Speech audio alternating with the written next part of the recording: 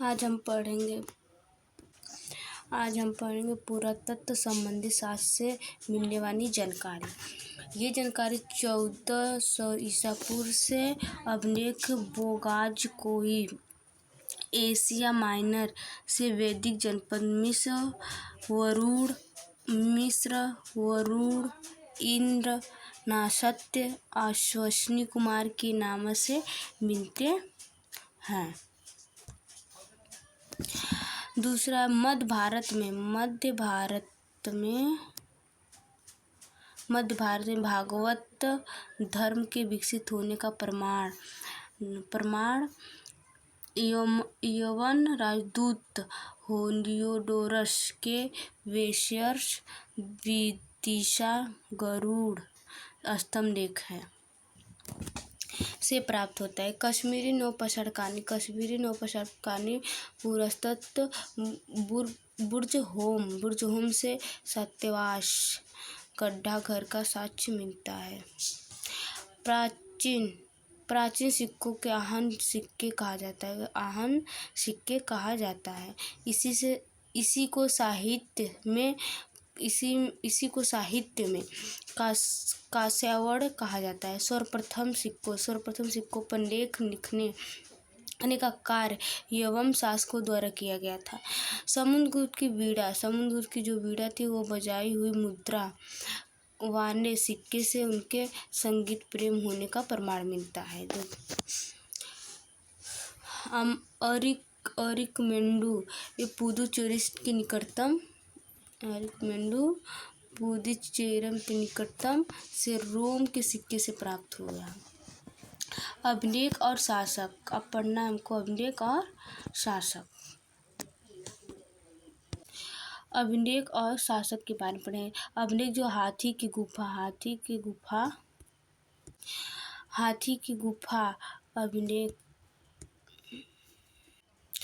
अभिलेख और शासक के बारे में। अभिलेख में हाथी गुफा अभिलेख तिथिरा अभिलेख जो कलिंग राज के खानेन के द्वारा था।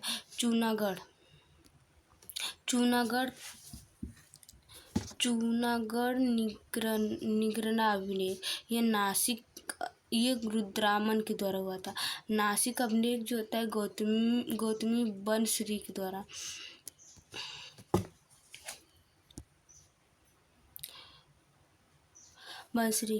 प्रयाग स्तंभ लेख समुद्रगुप्त मौर्य और ये अपने प्रयाग स्तंभ लेख समुद्रगुप्त मौर्य के द्वारा। ऐहोल्य अभिलेख ये पुलकेशिन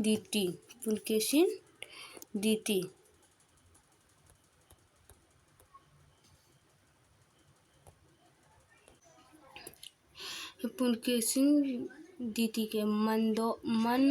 मंदसौर अभिलेख जो है मंड्याल नरेश गोवर्धन के द्वारा। ग्वालियर अभिलेख प्रतिहार नरेश भोज के द्वारा। भीतरी और चूनागढ़ अभिलेख जो होता है सकंदगुप्त के द्वारा। देवपाड़ का अभिलेख जो बंगाल शासक का विलय हुआ था। हम लोग अब पढ़ेंगे दूसरा प्रौद्योगिकी का। जिस काल में मनुष्य ने घटनाओं को कोई लिखित विवरण उद्धृत नहीं किया है उसे प्रौद्योगिक काल कहा जाता है। मानव विकास के उस काल को ऐतिहासिक काल कहा जाता है जिसका विवरण लिखित रूप से उपलब्ध होता है।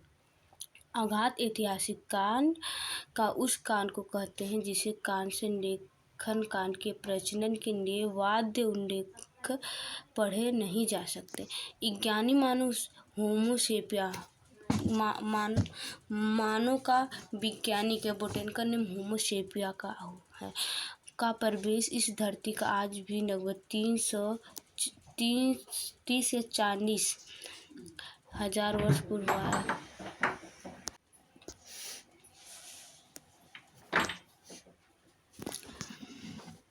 है। पूर्व पाषाण युग में मानव की जीविका का मुख्य आधार है सिक्का। आग का आविष्कार पूर्व पाषाण काल में एवं पहिए का नवपाषाण काल में हुआ था। मनुष्य में अस्थायी निवास को प्रवृत्ति नवपाषाण काल में हुआ था। मनुष्य में सर्वप्रथम तांबा, जो मनुष्य सबसे पहले तांबा और धातु का प्रयोग किया था। मानव ने सबसे पहले तांबा और धातु का प्रयोग किया था। मानव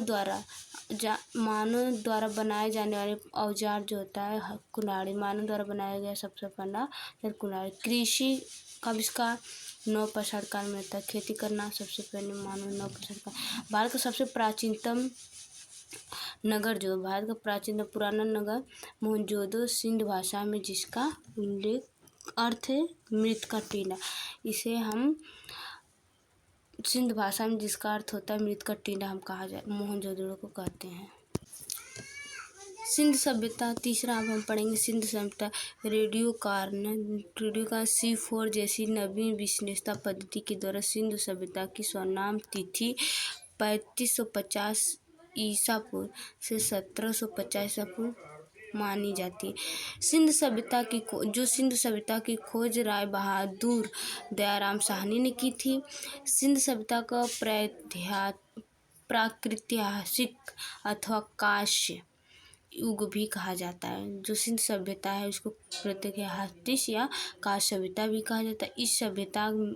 इस सभ्यता माने सिंधु सभ्यता के मुख्य निवासी जो थे द्रविड़,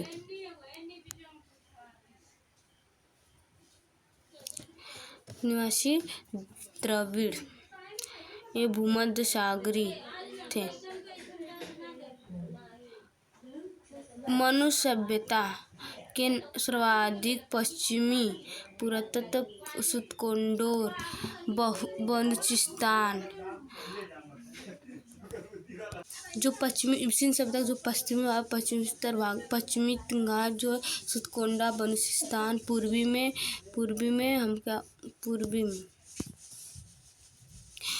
पूर्वी भाग में पुरातत्व आलमगीरपुर जिले मेरठ उत्तर प्रदेश आते हैं। उत्तर पुरातत्व में मादा जिला जैसे अखनूर जम्मू कश्मीर तथा दक्षिण पुरातत्व में दाइमाबा जिला अहमदनगर महाराष्ट्र। सिंध सभ्यता का सिंधु सभ्यता नगरी सभ्यता भी थी। सिंध सभ्यता से प्राप्त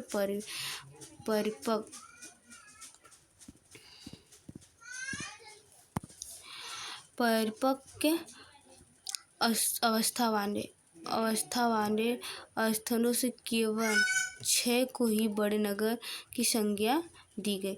पहला है मोहनजोदड़ो, दूसरा हड़प्पा, तीसरा गढ़वारीवाल, तीसरा धौलावीरा, चौथा राखीगढ़ी, फिर कालीबंगा को 5 हो गया।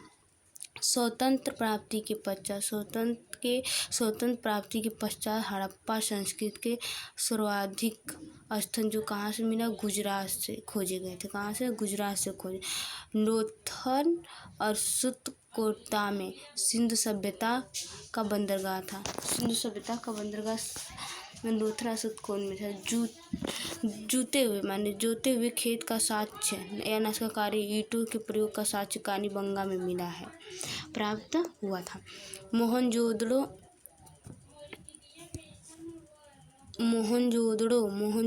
से प्राप्त अन्नागार और सिंधु सभ्यता की सबसे प्राचीन इमारत है।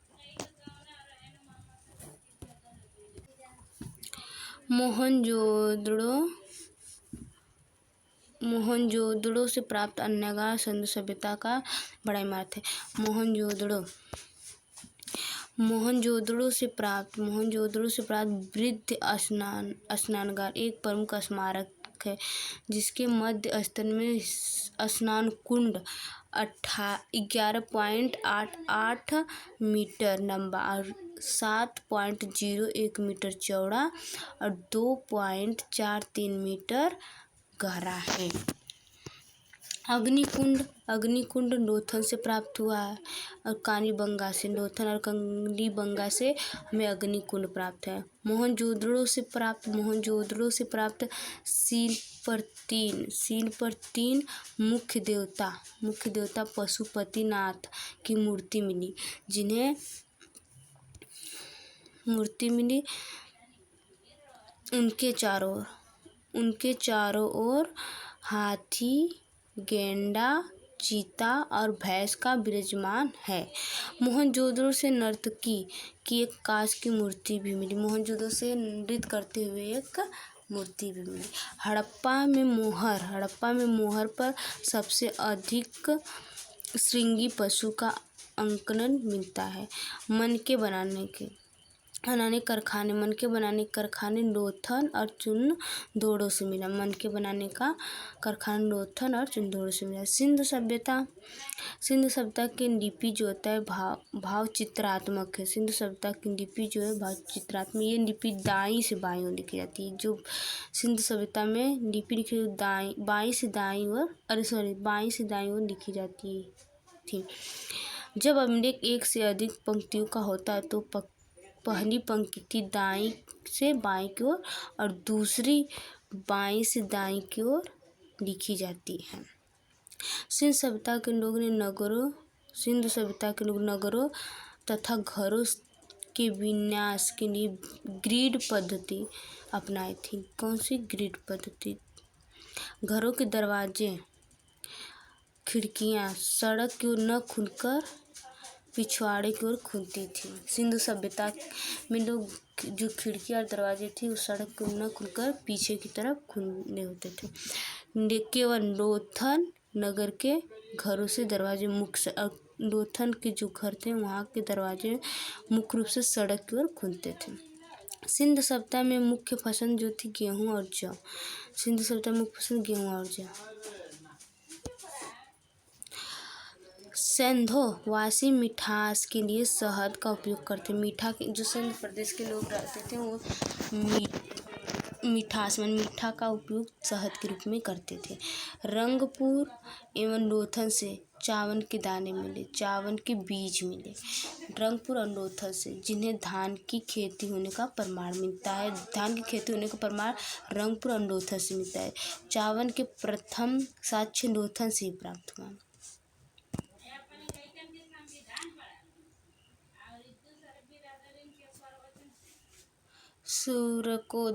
सुरकोत कालीबंग एवं लोथल से संध्याकालीन घोड़े का अस्थिपंजर मिले थे। तौल की इकाई लगभग 16 के अनुपात में था।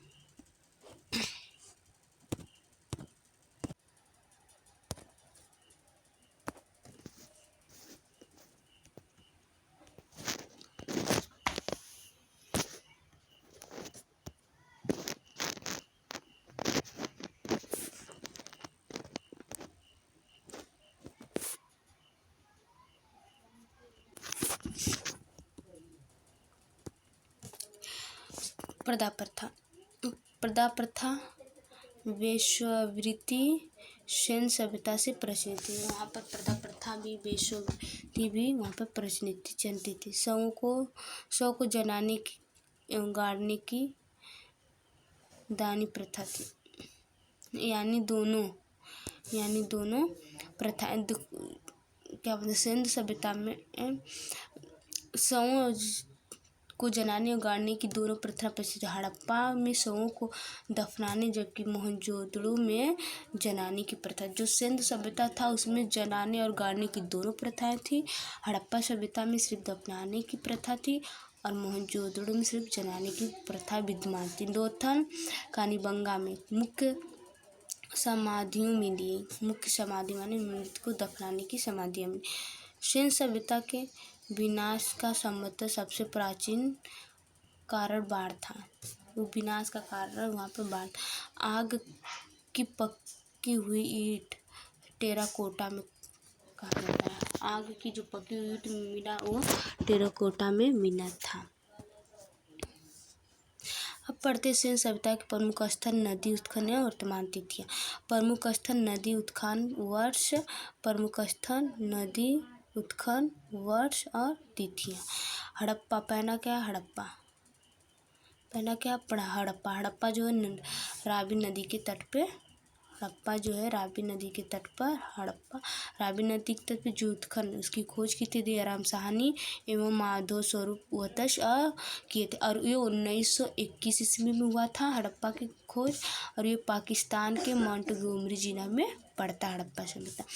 दूसरा है मोहनजोदड़ो। मोहनजोदड़ो सिंध नदी के किनारे बसा है, जो इसकी खोज उत्खनन जो है राखनदास बनर्जी की थी और 1922 में हुआ था। ये जो स्थिति है पाकिस्तान के सिंध में, ये पाकिस्तान के सिंध के प्रांत के नरकाना जिले में, ये सिंध प्रांत के पाकिस्तान राजस्थान गंगानगर जिला है। तीसरा जो है हमारा चुंदोड़ो, इस सिंधु नदी के किनारे, ये गोपाल मजुमदार इसकी उत्खनन करता है और 1931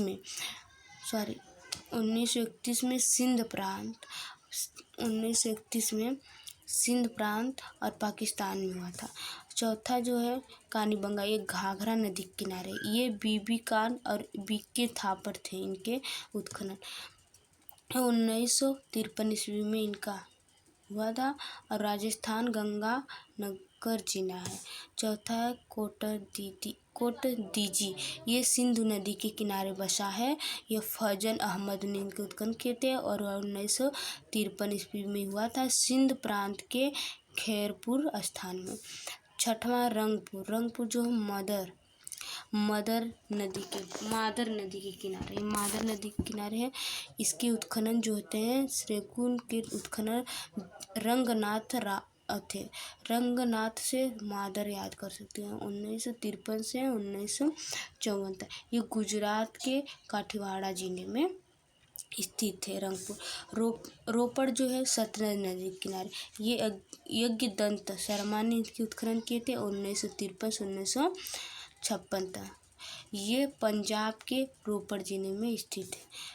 लोथल, ये भोगवा नदी किनारे, ये रंगनाथ को भोगवा और माधव दोनों के उत्खनन किए थे और 1957 से 1958। ये गुजरात के अहमदाबाद जिले में स्थित।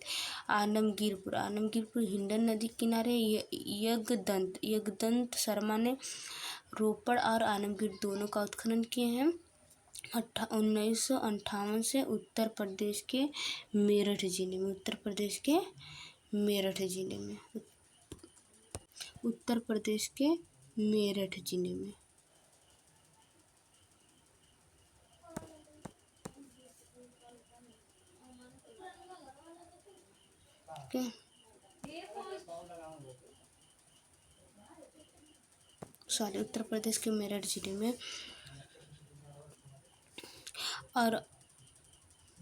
और है बनमानी जो है रंगोई नदी के किनारे, ये रविंद्र सिंह बिष्ट ने की तो 1974 में हरियाणा में हिसार जिले है वहीं से